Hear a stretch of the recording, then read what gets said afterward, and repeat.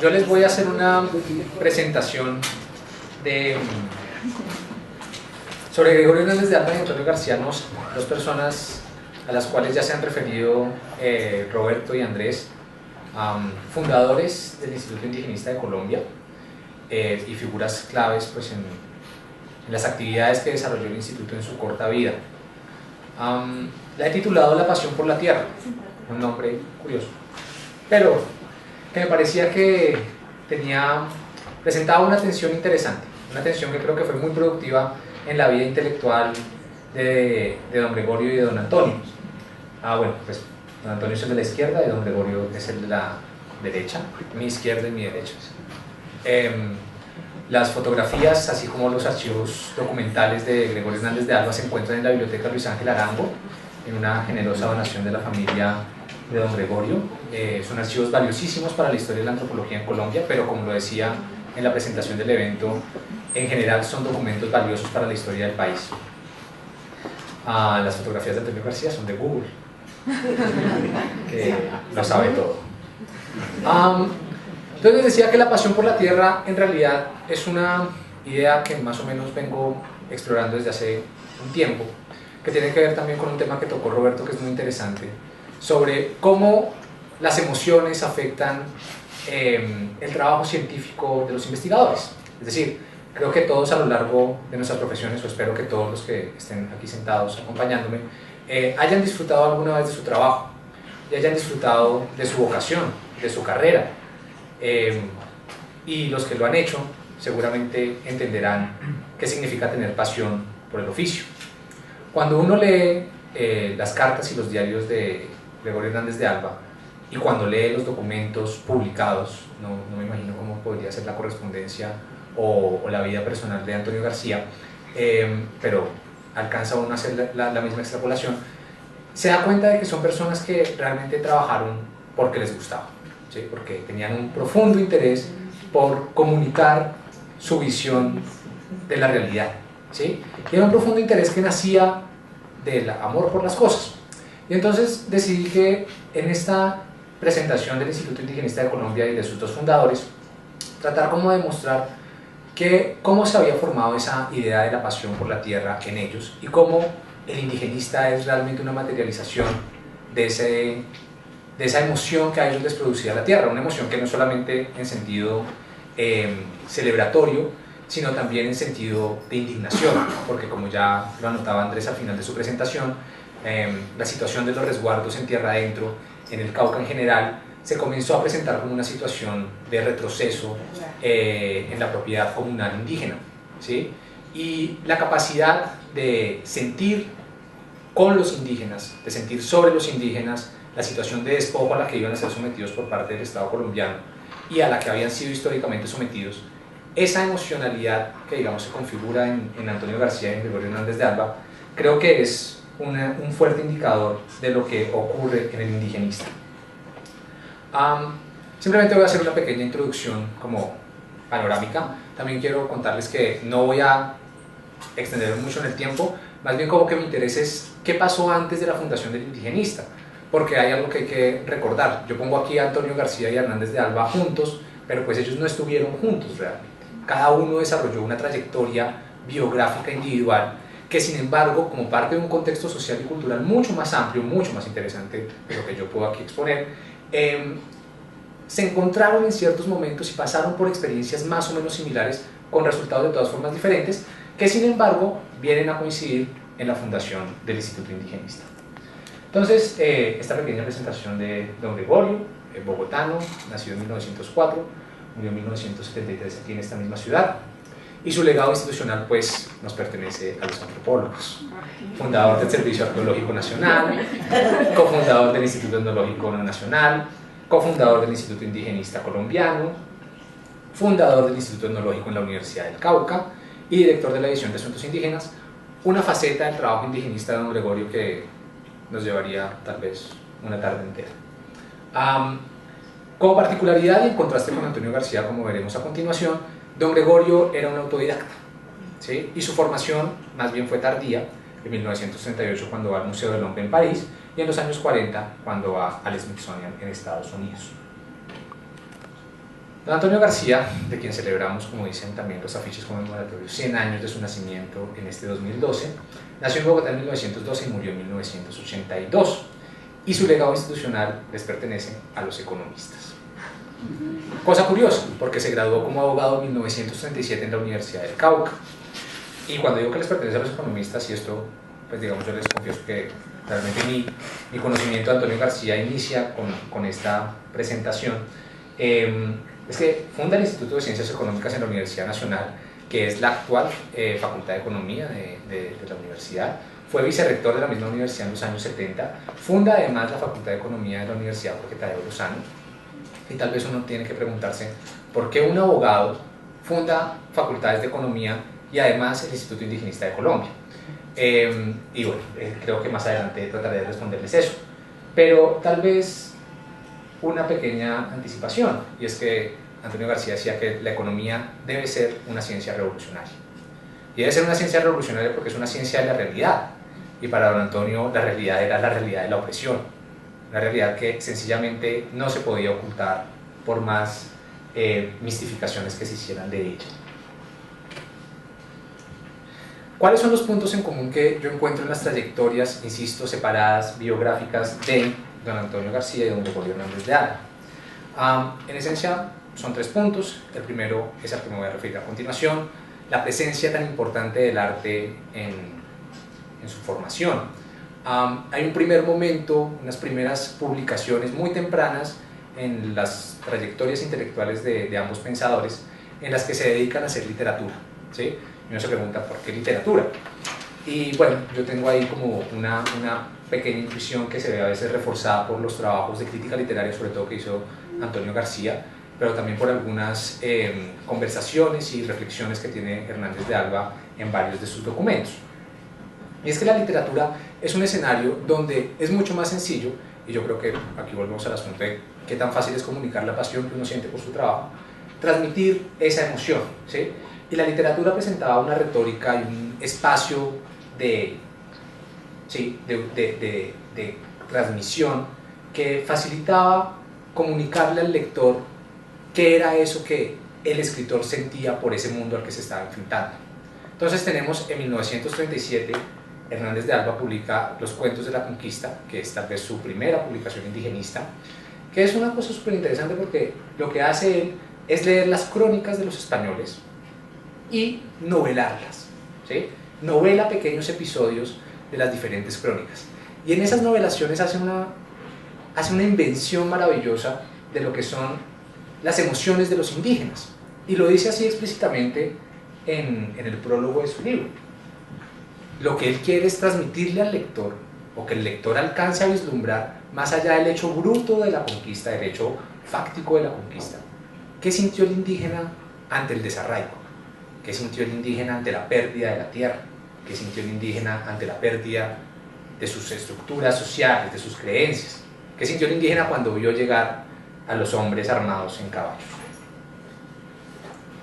Unos años atrás, en 1934, Antonio García había hecho una publicación literaria también, se llama Colombia S.A., Sociedad Anónima, con un sugestivo subtítulo, Cuentos Proletarios, que también nos marcan un poco una diferencia interesante, ¿no? Claramente el interés primordial de Hernández de Alba radicaba en el mundo indígena, mientras que en el caso de Antonio García había una concepción socialista del problema indígena que abarcaba todo el problema del proletariado y de las clases obreras en Colombia. Entonces, estos cuentos proletarios van en la misma dirección. Lo que me parece interesante es un poco, si quieren, compartir estas 2 citas en las que los autores mismos explican qué es lo que trataban de hacer.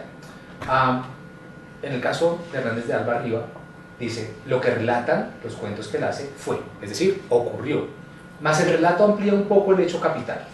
Trata de complementarlo o explicarlo de manera lógica, huyendo en lo posible de anacronismos, y también esta es mi ilusión de hacerlo amable por la forma de cuento. Amable es clave, porque si alguno lee un artículo de antropología, sabe que no es amable. Un cuento sí lo es, ¿sí? Y un cuento emociona, inspira, motiva. No soy yo, dice Antonio García, quien ha reunido escenas ad hoc, sino la vida misma. Quien crea que mi libro es un humanitarista me mistificará, ya que partirá de un punto de vista errado y el de que he acomodado la vida a una concepción personal y artificiosa. Mis personajes viven. No se trata de la imaginación por la imaginación, se trata de la literatura como modo de la realidad, como expresar la realidad, como transmitir la realidad, como compartir una realidad que de todas formas se le oculta a muchos. ¿Por qué la literatura? Pues porque el indigenismo es básicamente también un movimiento artístico. Y en los primeros años del siglo XX, las primeras décadas del siglo XX, ven en Latinoamérica, como parte de la consolidación de una literatura regional, el surgimiento de las literaturas de la opresión, las literaturas del oprimido. Son literaturas que incluyen a la literatura indigenista. Naturalmente el indigenista es uno de los oprimidos en el contexto latinoamericano del siglo XX. Pero digamos que ahí simplemente pongo dos ejemplos: la gran novela de la Revolución Mexicana, Los de Abajo, de Mariano Azuela, y la gran novela que inspira a Antonio García en sus trabajos indigenistas, Huasipungo, de Jorge Icaza, ¿sí? Entonces también uno ve que la cosa no era solamente en una dirección, no era solamente estos dos pensadores a través de la literatura tratando de moldear, de influenciar los ánimos de la gente, sino ellos mismos habiendo recibido esa influencia por parte de la literatura y el arte indigenistas. El segundo elemento que encuentro en común en las trayectorias separadas, pero relacionadas, de los dos pensadores, está relacionado con el viaje, ¿sí? Y aquí me devuelvo rápidamente a Huasipungo. Dice el prologuista del libro Pasado y Presente del Indio, que publica Antonio García en 1939, que ese libro es una confluencia, la confluencia afortunada de la documentación y la observación.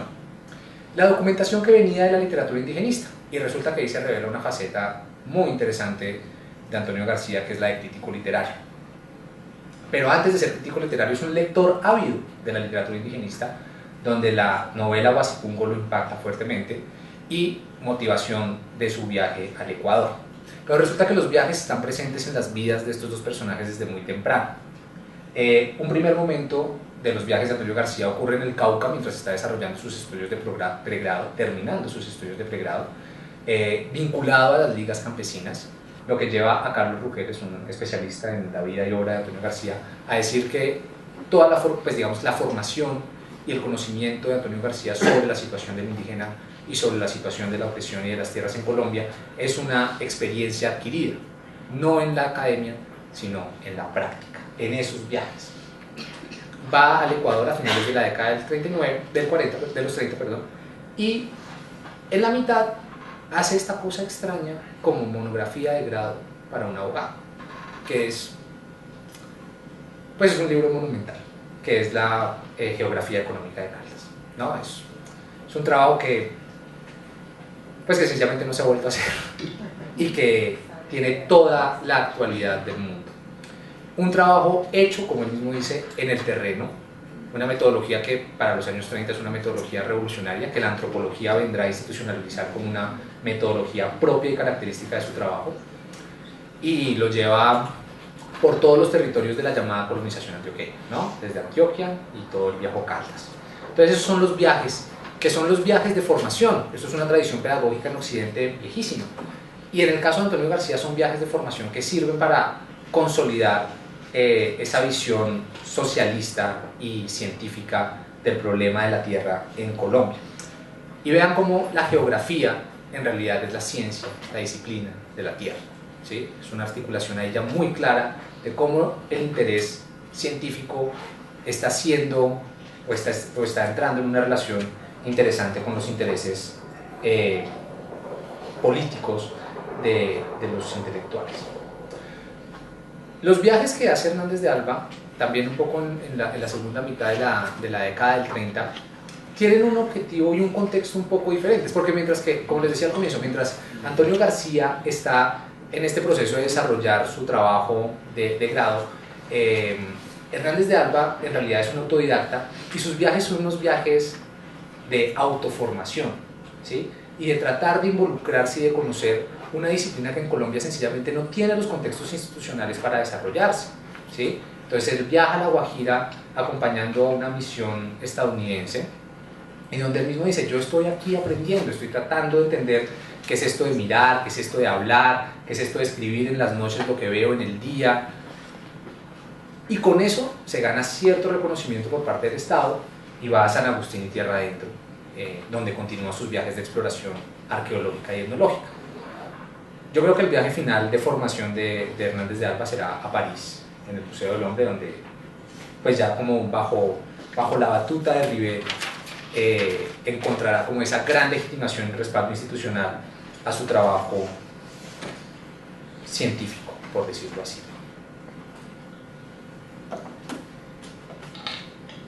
Encontramos un último lugar, un último momento de confluencia en las trayectorias de Antonio García y Hernández de Alba, que es el Cauca.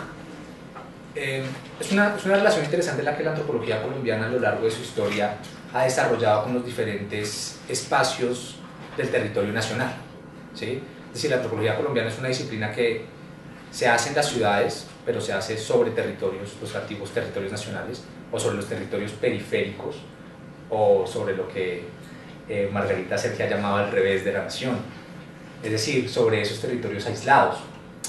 Y el Cauca me parece que encierra en una sola región todas esas características. Insisto, son momentos diferentes.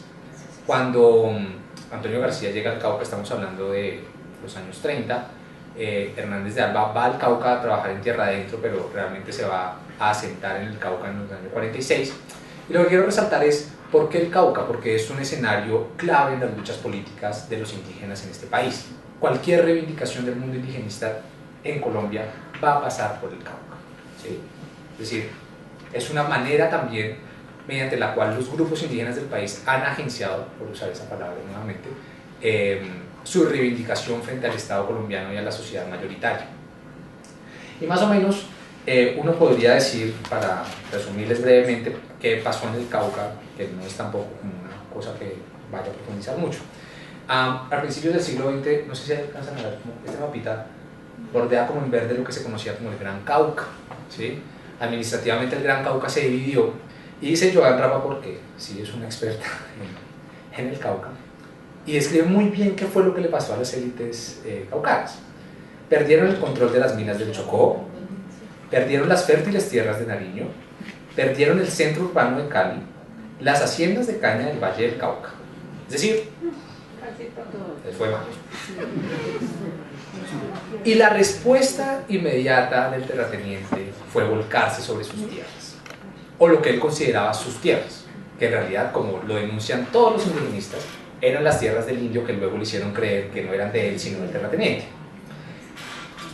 Cuando inicia este proceso, hay una resistencia indígena fuerte, y es el momento de lo que se conoce como la quintinada. Estamos hablando de comienzos del siglo XX, finales de la década del 10. Manuel Quintín Lame, en el póster de afuera con Antonio García. No, en la foto de la diapositiva con Antonio García, es un gran líder indígena e indigenista de estas reivindicaciones.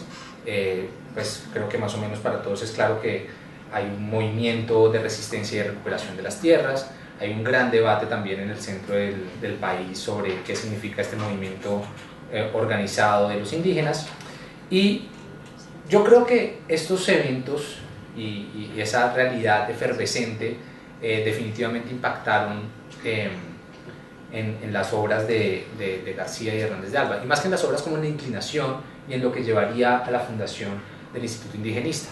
No quisiera, sin embargo, dejar de lado a la Universidad del Cauca, que suele ser muy criticada y suele ser muy caracterizada como un ambiente cerrado y escolástico al que Antonio García le tocó enfrentarse para sacar adelante sus estudios en Derecho. Y bueno, es posible que así fuera, pero también fue el lugar donde seguramente conoció interlocutores valiosos de las obras de los grandes pensadores socialistas del mundo, desde Marx hasta Lenin, pasando por Rosa Luxemburgo. Seguramente fue allí también donde logró discutir y afianzar sus ideas sobre la realidad social en el Cauca. Y sin duda para don Gregorio, la Universidad del Cauca fue un hogar. Fue un lugar a donde llegó en un momento de crisis institucional, de legitimación profesional, y desde donde también desde el año 46, con la fundación del Etnológico del Cauca, desarrolló un trabajo importante a nivel indigenista. Quisiera terminar simplemente con con dos cositas. La primera es, hay una confluencia entonces en el año 42-43, una confluencia de amistades y de intereses entre varios miembros del pensamiento antropológico colombiano, pero particularmente Antonio García Hernández de Alba, que más allá de todas las diferencias que van a ocurrir posteriormente entre ambos, que son de carácter ideológico y de carácter científico y de carácter personal seguramente, los unificaba, y era esta reivindicación de la tierra como un elemento esencial de la vida del indígena. No es entonces extraño que para ambos el proyecto de la ley que comentó Andrés era pues casi que un nuevo genocidio, y decía Hernández de Alba que con la preservación de los resguardos el indígena se convierte así en un hombre sin tierra que termina lógicamente por terrasguero o concertado, peón en suma, que deberá trabajar para el patrón en tierra que fueran suyas. Y Antonio García complementaba esta afirmación diciendo que el Instituto Indigenista de Colombia no había venido a estudiar al indígena, sino a actuar con una posición beligerante sobre su situación. Muchas gracias.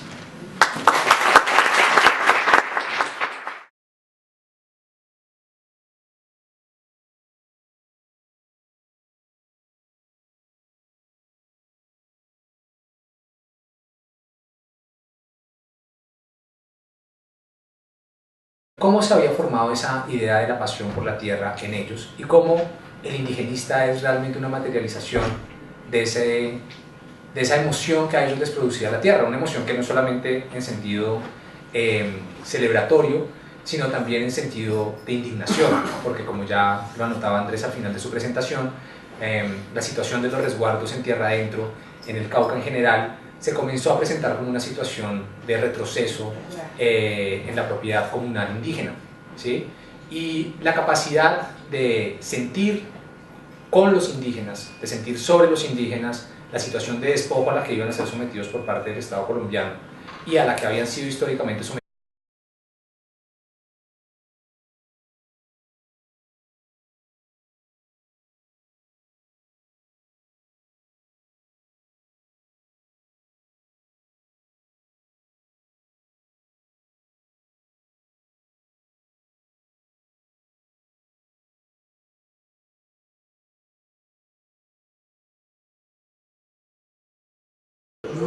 Yo les voy a hacer una presentación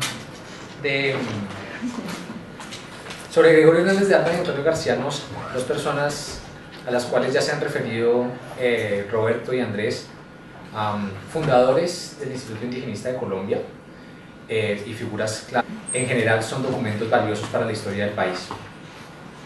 Las fotografías de Antonio García son de Google, que lo sabe todo. Entonces les decía que la pasión por la tierra en realidad es una idea que más o menos vengo explorando desde hace un tiempo, que tiene que ver también con un tema que tocó Roberto, que es muy interesante, sobre cómo las emociones afectan el trabajo científico de los investigadores. Es decir, creo que todos a lo largo de nuestras profesiones, o espero que todos los que estén aquí sentados acompañándome, hayan disfrutado alguna vez de su trabajo y hayan disfrutado de su vocación, de su carrera.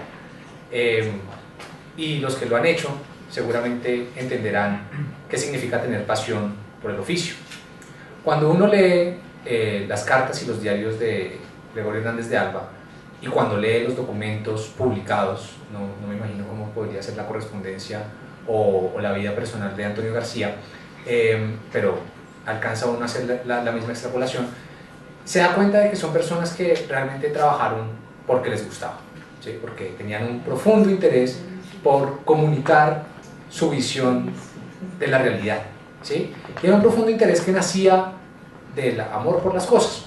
Y entonces decidí que en esta presentación del Instituto Indigenista de Colombia y de sus dos fundadores, tratar como de mostrar que, a veces, pues en las actividades que desarrolló el Instituto en su corta vida, la he titulado La pasión por la tierra, un nombre curioso, pero que me parecía que presentaba una tensión interesante, una tensión que creo que fue muy productiva en la vida intelectual de don Gregorio y de don Antonio.